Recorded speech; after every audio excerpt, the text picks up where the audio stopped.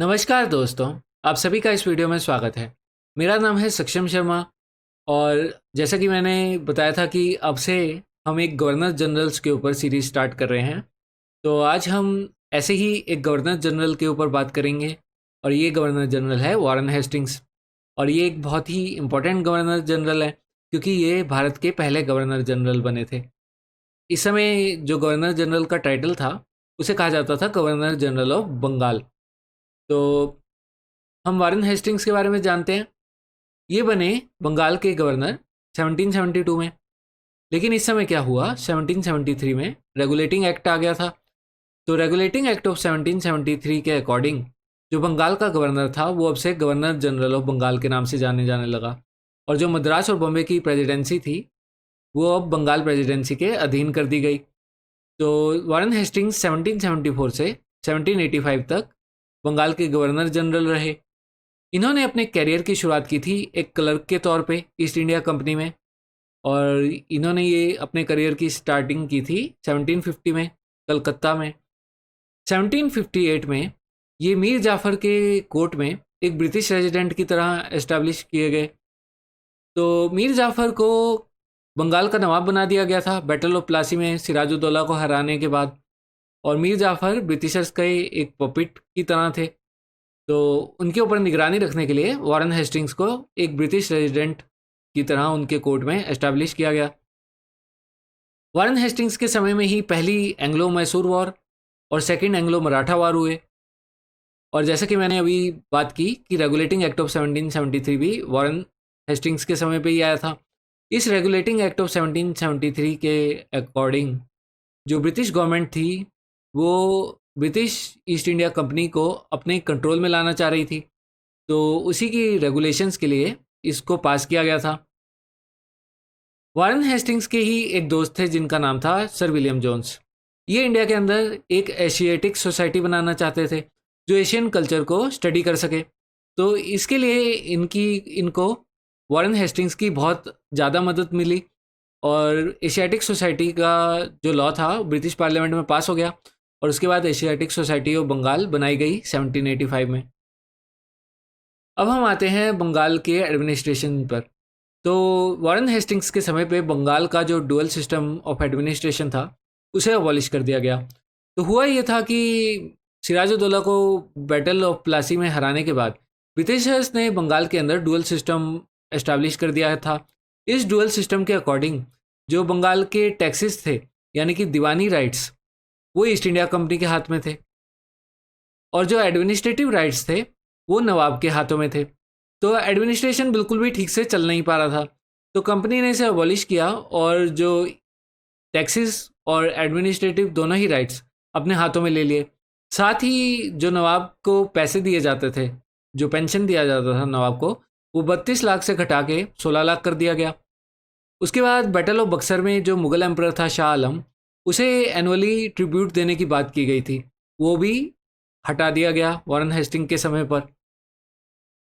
अब हम आते हैं वारेन हेस्टिंग के समय पर रिवेन्यू रिफॉर्म्स पे। तो रिवेन्यू रिफॉर्म्स में एक बोर्ड ऑफ रिवेन्यू सेटअप किया गया। और जो ट्रेजरी थी, जो पैसे इकट्ठे करके रखे जाते थे, जो कि अभी नवाब के कंट्रोल में थे मुर्शिदाबाद में, वो ईस्ट इंडिया कंपनी ने अपने हाथ में ले लिया और ट्रेजरी को शिफ्ट कर दिया मुर्शिदाबाद से कलकत्ता। और अब से कलकत्ता 1772 में बंगाल का कैपिटल बन गया। इससे पहले मुर्शिदाबाद कैपिटल था। उसके अलावा ब्रिटिश कलेक्टर अपॉइंट किए गए हर डिस्ट्रिक्ट के लिए जो टैक्सेस को कलेक्ट करेंगे। इसे आप भारत के अंदर सिविल सर्वेंट्स की शुरुआत कह सकते हैं। और एक अकाउंटेंट जनरल को भी नियुक्त किया गया।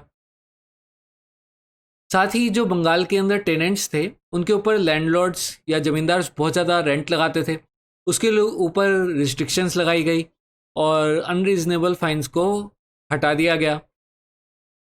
तो काफ़ी सारे चेंजेस आप देख सकते हो वारेन हेस्टिंग्स के समय पे हुए। और इसी के साथ इनके समय पे जुडिशियल रिफॉर्म्स भी हुए।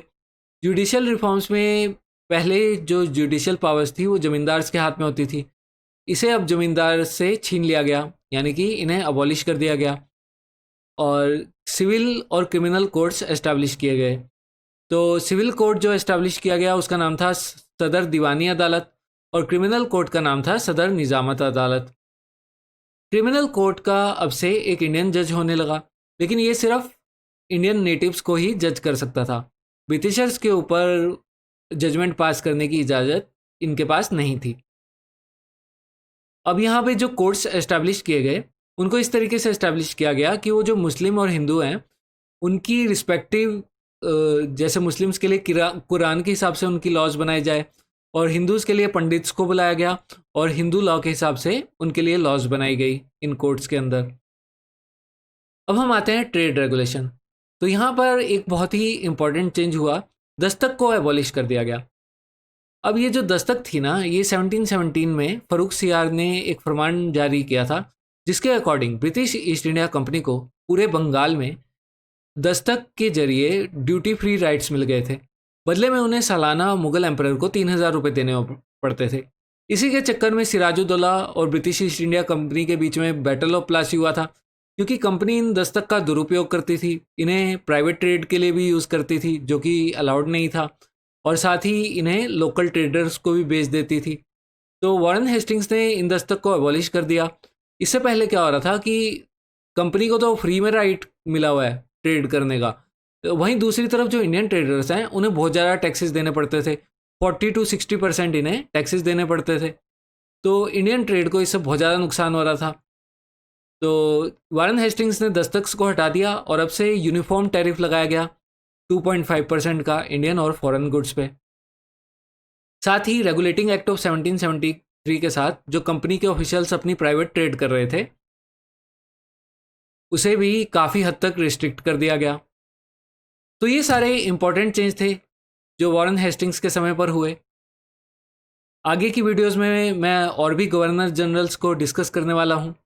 तो उम्मीद है आपको ये वीडियो समझ आया होगा, और अगर आपको ये वीडियो पसंद आया है तो लाइक ज़रूर करिएगा, सब्सक्राइब भी करिएगा और अपने दोस्तों के साथ शेयर भी करिएगा। धन्यवाद।